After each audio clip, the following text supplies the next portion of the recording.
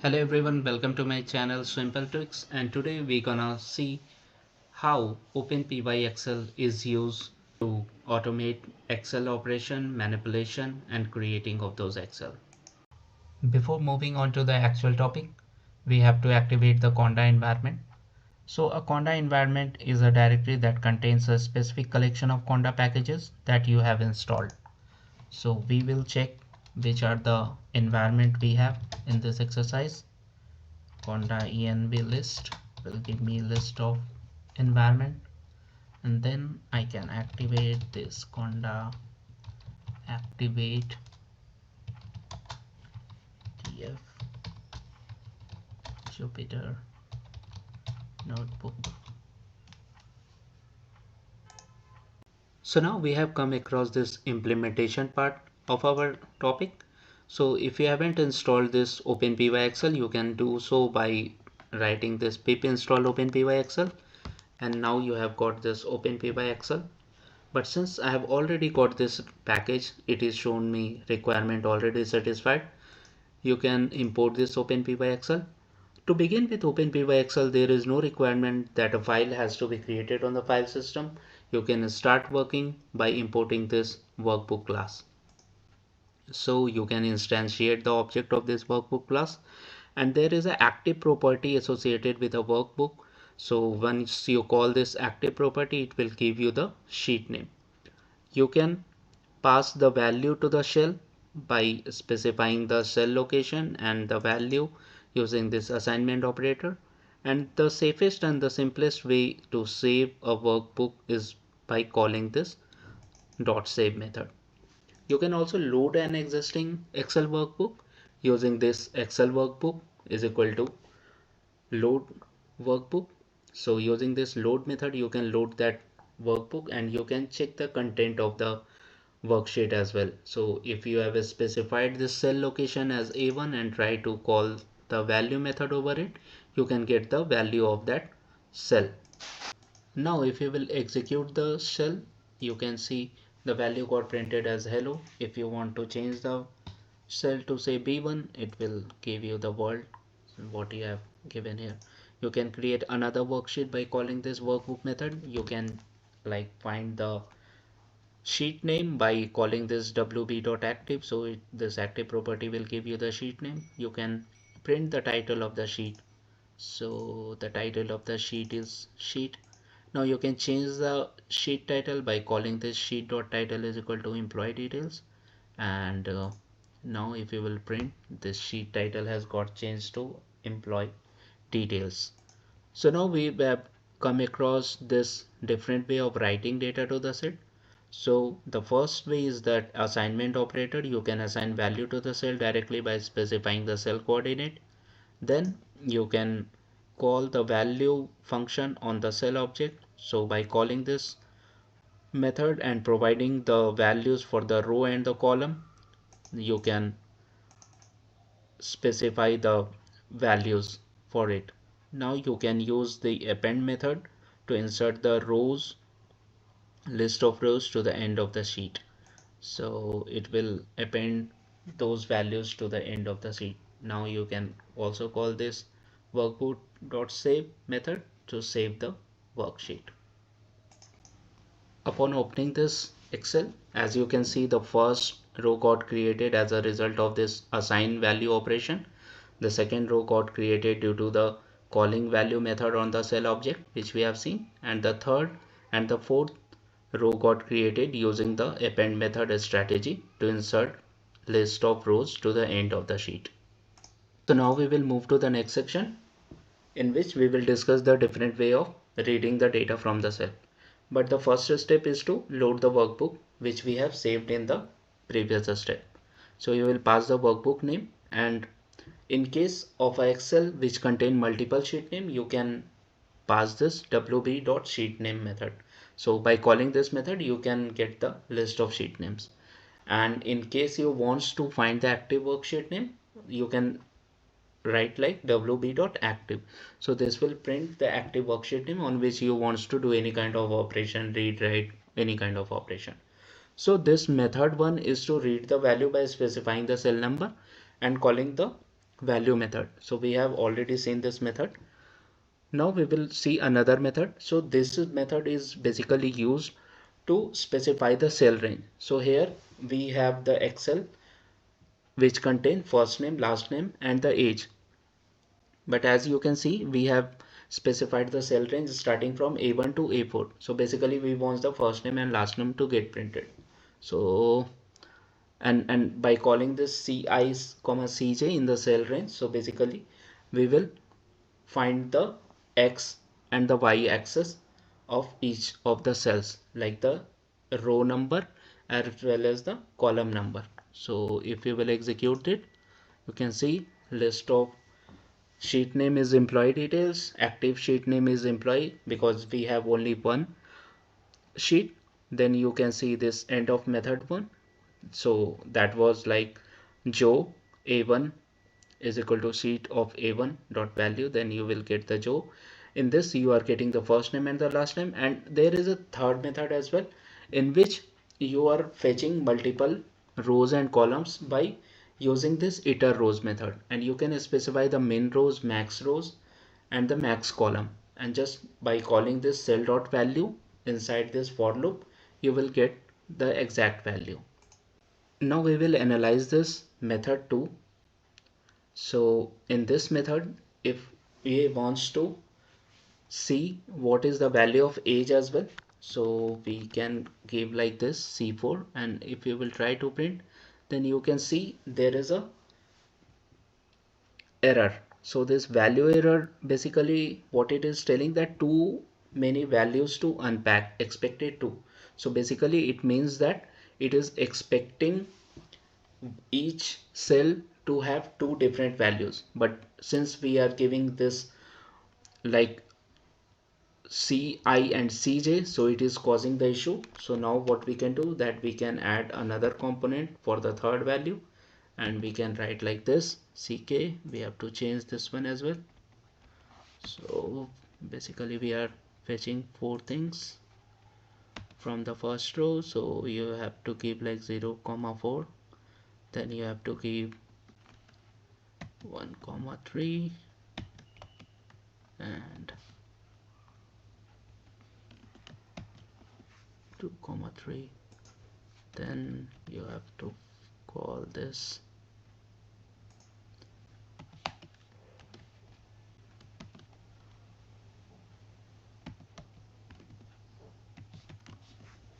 c should be small as it is, and yes, so instead of value it should be values. So now you can see the third column also got appeared once we have changed this CICJ to CK. Moving to the next part of the discussion, we will create new sheets. W by B dot create sheets, summer activity. You will save the Excel, and then you can load the workbook, and you can see what are the list of sheets available. You can find the active worksheet using this wb.active. So by default, when you open any Excel, the first sheet is the active worksheet with an index of 0. So now to change the active sheet index, you can call this active sheet index underscore active sheet index. So this, and you have specified the value of 1. So basically it will make the second sheet, that is the summer activity sheet, as the active worksheet. So let's execute it. So you can see the list of all worksheet was employee details, summer activity, active worksheet was employee detail, but since you have specified the active worksheet index as 1, it has changed it to summer activity. Now in the second step, we will add the value using the append method. So we will add the value to the Excel, and here you can see that we want to create some visualization inside that Excel. So what we are basically doing, that we are creating this bar chart class, which will ultimately create a bar chart. We have specified the reference. So reference is basically used to specify the data chart ranges, and we have added the category, we have set the category, we have added the title, we have added the X title as well as the YX axis title. We have given the legend as none. We have added the chart and specified the cell from which the chart should start, and then we are saving this file. So let's execute them.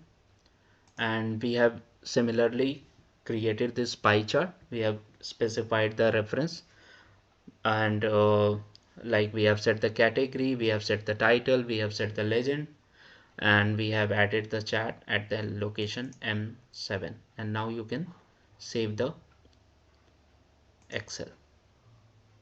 As you can see inside this Excel, we have this employee detail and a new tab got added, summer activity. So the data which we have added, like the activity and the number of employees. So you can see the activities, painting, computer, reading books, cricket, and the bar chart and the pie chart accordingly at position A7 and M7 respectively. So you can see the frequency over there of the values what we have added.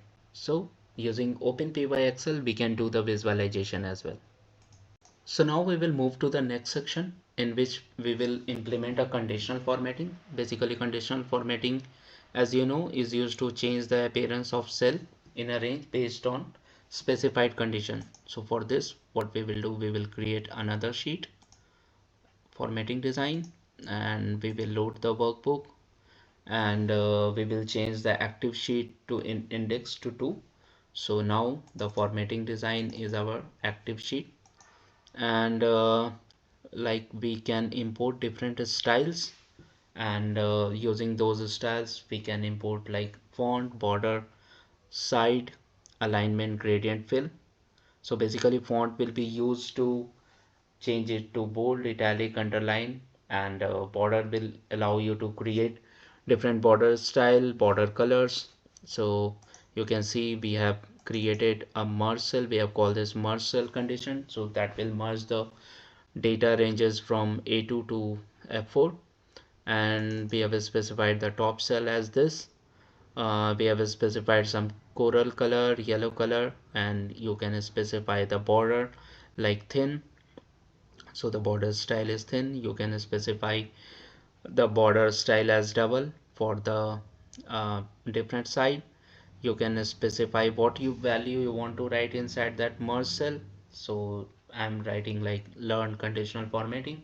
You can specify the border style. You can use the gradient fill. So gradient fill is basically used to produce fill effect on the cells. So you can give like different type of formatting over here. Condition, you can like provide the degree, and you can specify the type.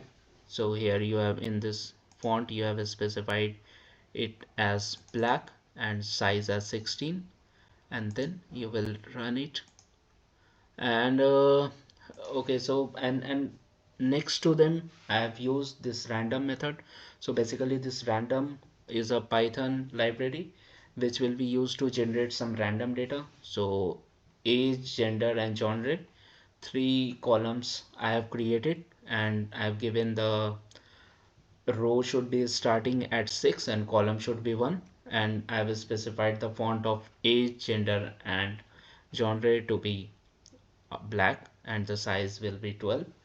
And now using this row in range 7 to 20, so now what we are doing that we are only selecting the rows from 7 to 20, and we are generating some random range over there. So for this age I have chosen the random range as 23 to 34, and once this value got generated we will add this value to the sheet dot cell. Row is equal to row, column is equal to 1. So inside that first column the value of those random numbers will get added from row number 7 to 20.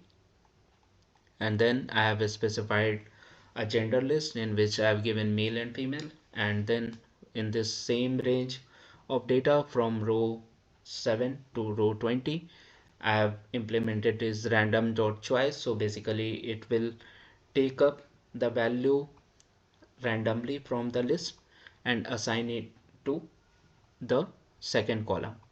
And in the third way, I have given the genre as comedy, fiction, horror, adventure, and I have generated this choice and filled all the cells with those random choices. And now I am saving it into another Excel. So inside that I have specified differential style. So basically differential style is used to apply different context of conditional formatting. So conditional formatting represents, like, the differential style represents the style that you want to apply when a certain conditional rule is met. So we have to specify the rule as well. So the rule class is basically used to create conditional formatting rules in Excel, and you have to specify a formula or a comparison operator over there to actually fill the position. So now you have, you can see that you have applied a pattern fill as well. So pattern fill basically is used to fill the pattern for the cell background, and you have specified the BG color as EED202, so it basically mark the cell as yellow, it means. And you have specified the rule, like the rule type is expression and the style is the differential style, okay, which you have created just above.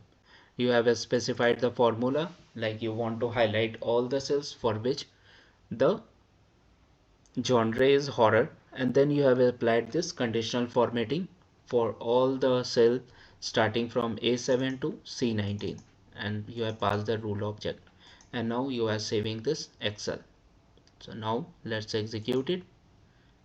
We can see that there is a new formatting design tab which got added, and if you will open this, you can see that the merge cell from A4 to A2 to F4 got created, and we have specified the learn conditional formatting text over there. And you can also see that we have this age, gender, and genre, and this has like the data got created for them, and the horror, uh, like the genre got highlighted in yellow. So that's it, folks. Have a nice day. Happy learning.